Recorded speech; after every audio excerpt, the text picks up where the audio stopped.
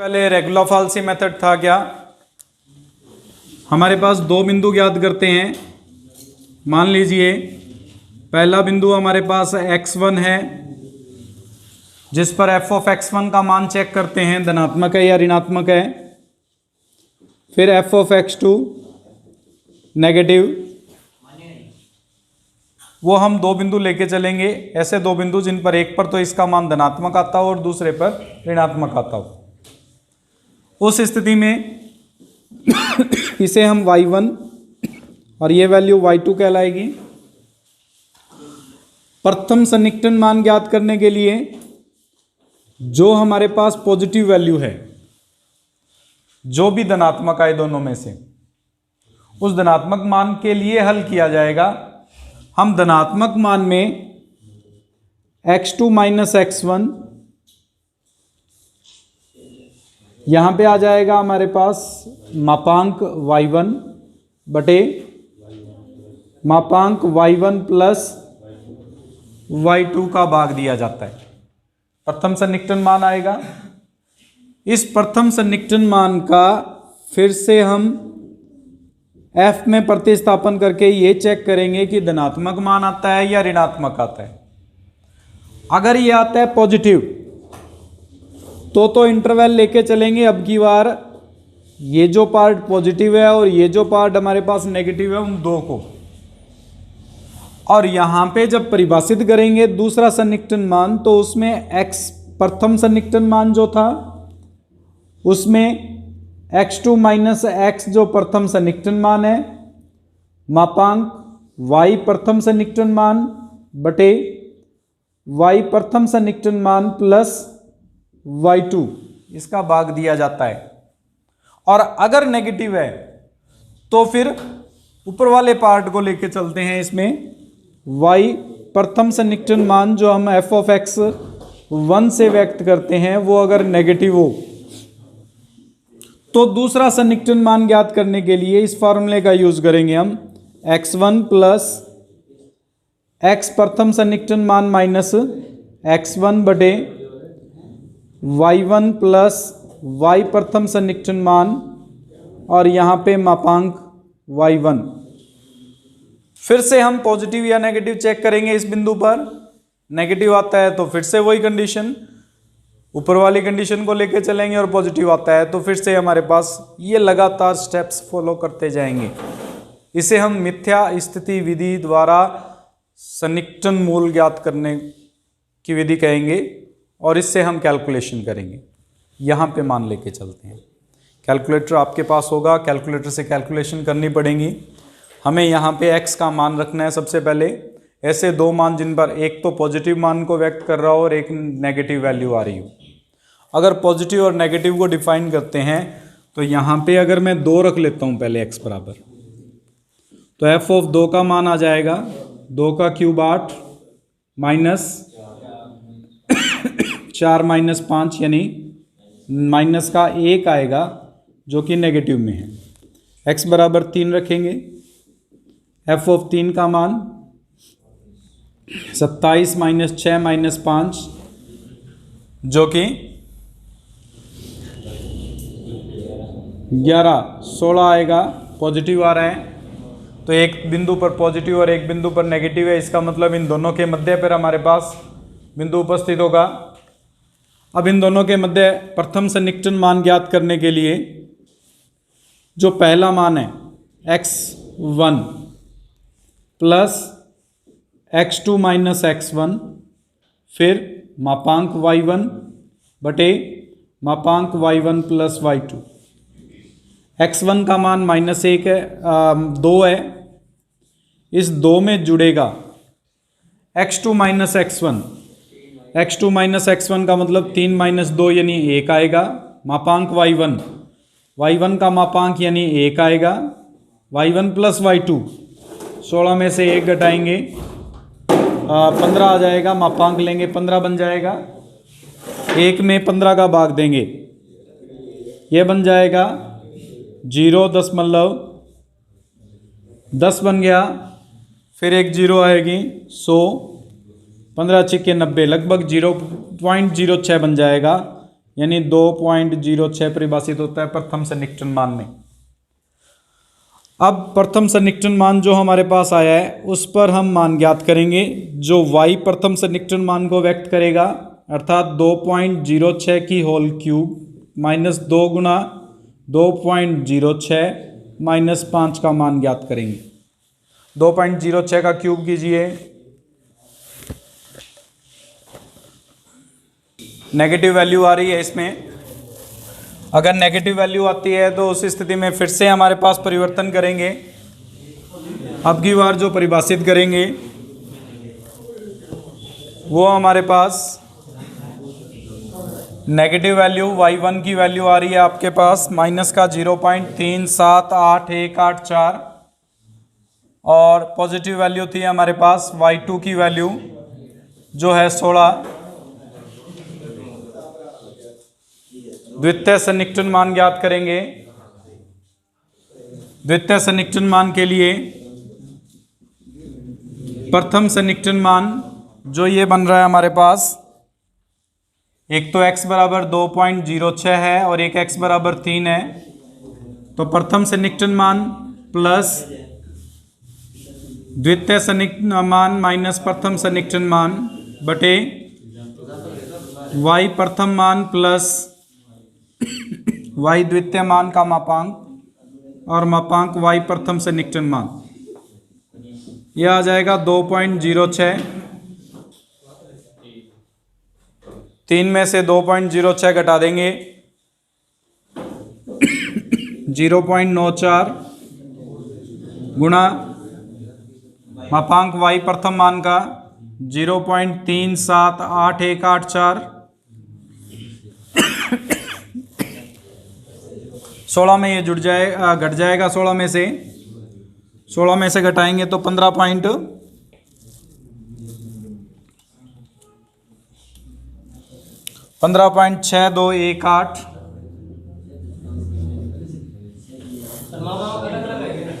मापांक अलग अलग नहीं है, ये एक साथ था शायद, मापांक अलग अलग है, तो अलग अलग है तो जुड़ जाएंगे, फिर तो यहाँ पे भी जुड़ेंगे, ये 17 आएगा। अगर एक में 17 का भाग देंगे तो ये मान परिवर्तित हो जाएगा भी 0.05, लगभग 0.06 ही लिख लेते हैं इसको, लगभग मान आएगा। सेम कैलकुलेशन रह जाएगी, आगे वाले पार्ट में हम ध्यान दे लेंगे इसमें। अब यह आ जाएगा 16.3738 लिख लेते हैं, लगभग 2 अंकों तक। इसने जो मान निकालने को कहा है वो है हमारे पास दशमलव के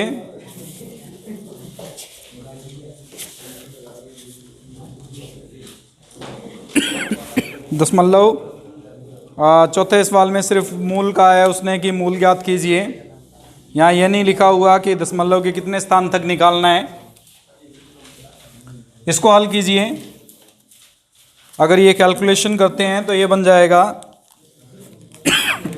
0.94 गुना 0.378 भाग 16.38 2.06 0.02 लगभग आ जाएगा। इसको 2.08 हो जाएगा।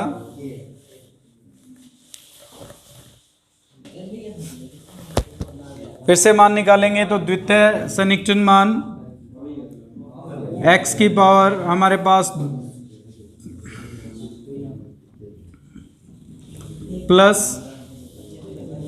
x2 माइनस x का द्वितीय सन्निकटन मान बटे y का द्वितीय सन्निकटन मान प्लस y2 इंटू में y का द्वितीय सन्निकटन मान, x का द्वितीय सन्निकटन मान निकाला है हमने 2.08, ये घटाएंगे तो बन जाएगा 0.92। y का द्वितीय सन्निकटन मान आया हमारे पास 0.16 और वो हो जाएगा 16.16 92.16 16.16 0.009 आएगा 2.08 प्लस 0.0091 जो बहुत ज़्यादा छोटा मान है। अगर बहुत ज़्यादा छोटा मान है तो अप्रोक्सीमेटली इसको 289 तक लाके छोड़ सकते हैं, जो कि इसकी सन्निकटन मान यानी सन्निकटन दिए गए फलन के मूल को व्यक्त करता है। इसमें अब आगे कितने भी मूल ज्ञात किए जा सकते हैं और सन्निकटन मान ज्ञात किया जा सकता है, लेकिन ज़्यादा कैलकुलेशन हम नहीं कर रहे। इस न्यूटन रेफसन विधि के अनुसार हम मान के चलते हैं कि दिए गए समीकरण, एक बीजीय समीकरण f ऑफ x बराबर 0 के लिए x बराबर x0 के सन्निकट हमारे पास मूल है। हम ये मान के चल रहे हैं कि x बराबर x0 के सन्निकटन कोई भी मूल जो है वो नज़दीक में जो भी मान है वो इस समीकरण का मूल है। अगर इस समीकरण का मूल है तो वो x बराबर x0 नहीं है। f ऑफ x0 का मान जो है वो इस स्थिति में 0 नहीं है। अगर f ऑफ x0 बराबर 0 हो जाएगा तो डायरेक्ट प्रूफ हो जाएगा, हमें उसको चेक करने की जरूरत भी नहीं है। लेकिन x0 पर ये 0 नहीं आ रहा, हम ये कंडीशन लेके चल रहे हैं। अगर x बराबर x0 पर 0 नहीं आ रहा तो उसके नियर अबाउट h मान का अंतर होगा, वो प्लस में भी हो सकता है और माइनस में भी हो सकता है। उसको परिभाषित करने के लिए हम मान के चलते हैं कि f of x0 plus h एक विस्थापन है जिस पर इसका मान 0 प्राप्त होता है। इसके लिए टेलर प्रमेय का उपयोग करते हैं। अब टेलर प्रमेय जो थी वो f of x0 plus h के लिए f of x0 plus h into F dash x0 h square बटे 2 factorial f double dash of x0 plus dash dash dash से व्यक्त की जाती है। ये विस्तार करने के लिए हमारे पास काम में ली जाती है। कोई भी e की पावर x हो जाए साइन x हो, उनके विस्तार करने के लिए इस टेलर प्रमेय का उपयोग किया जाता है। अब हमारे पास उसका काम नहीं है, हमें f of x0 plus h के लिए परिभाषित करना था। और इसमें h जो है वो बहुत ही न्यूनतम मान है।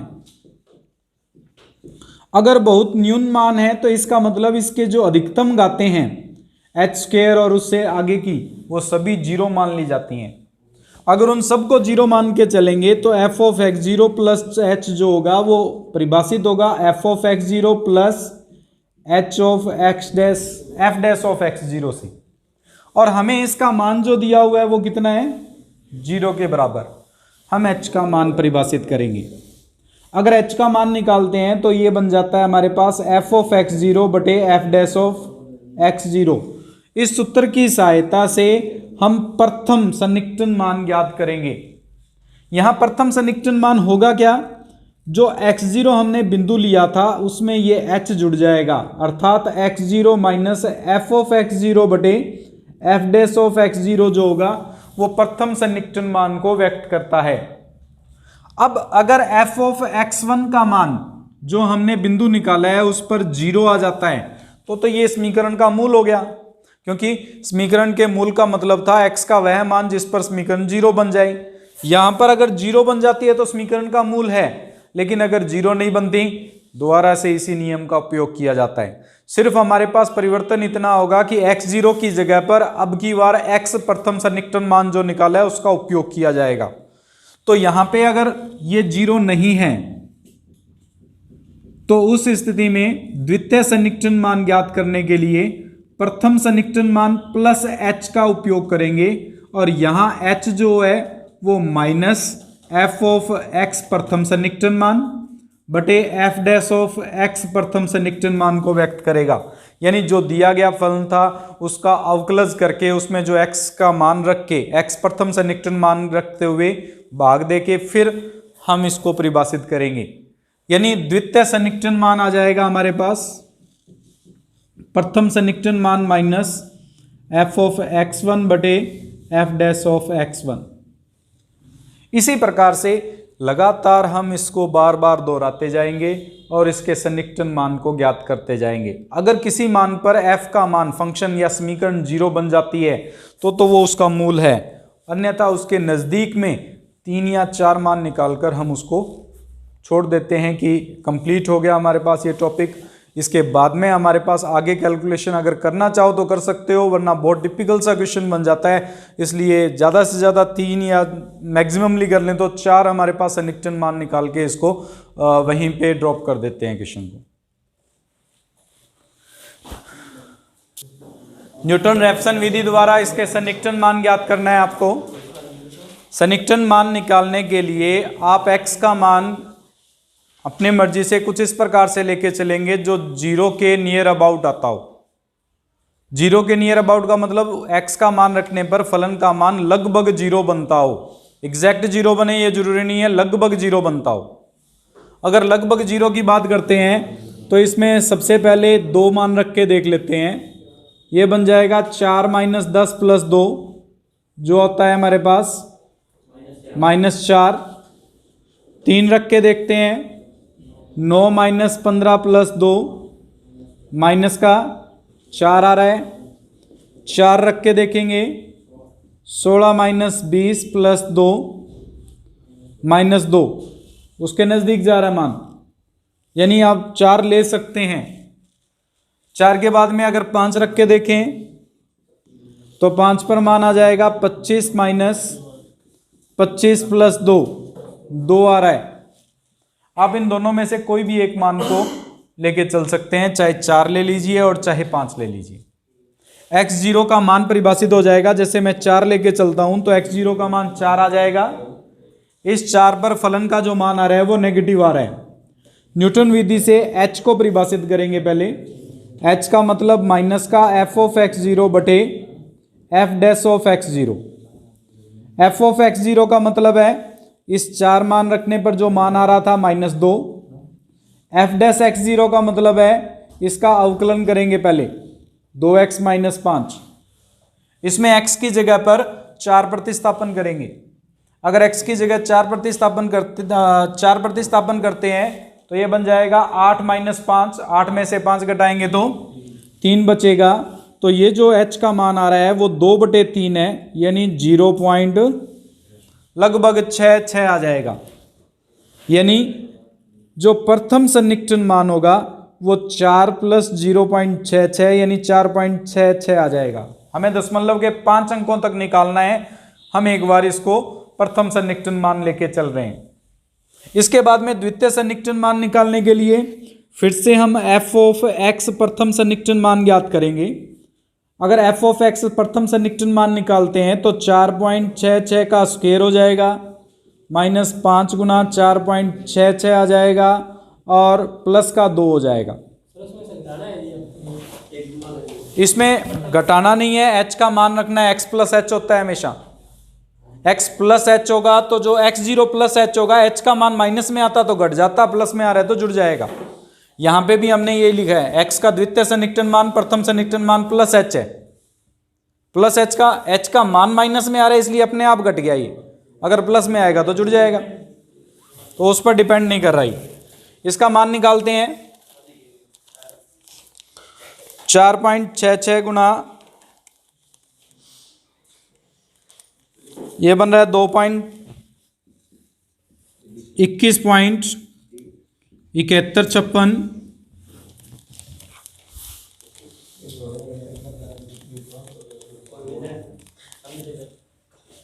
23.3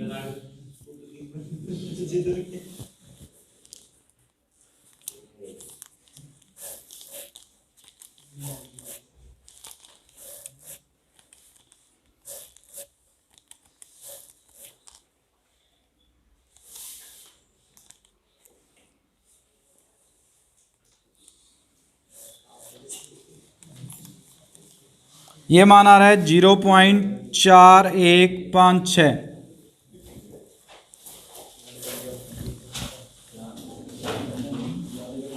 ये नियर अबाउट 0 है, 0 के इक्वल नहीं है। अगर नियर अबाउट 0 है तो द्वितीय सन्निकटन मान निकालने के लिए सबसे पहले प्रथम सन्निकटन मान और इसमें h जुड़ेगा। h का मान निकालने के लिए -f ऑफ x प्रथम सन्निकटन मान बटे f डैश ऑफ प्रथम सन्निकटन मान ज्ञात करेंगे। f डैश का मतलब हो जाएगा माइनस का 0.4156 बटे f डैश, यानी 2 को इससे गुणा करेंगे x से। x का मान है 4.66 और माइनस का 5।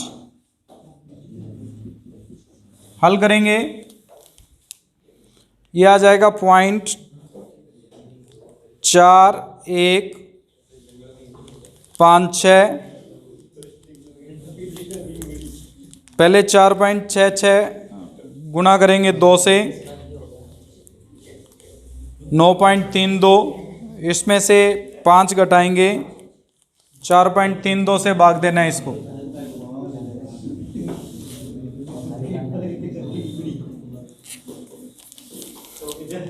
.4156 भाग आ जाएगा 4.32, ये हो जाएगा माइनस का 0.096203। हमें द्वितीय सन्निकटन मान निकालने के लिए प्रथम सन्निकटन मान 4.66, इसमें से 0.096203, तो ये आ जाएगा आपके पास 4.66 माइनस .096203, लगभग 4.563797 आ जाएगा। और सन्निकटन मान ज्ञात कर सकते हैं जितने भी इसमें वैल्यू निकालना चाहें।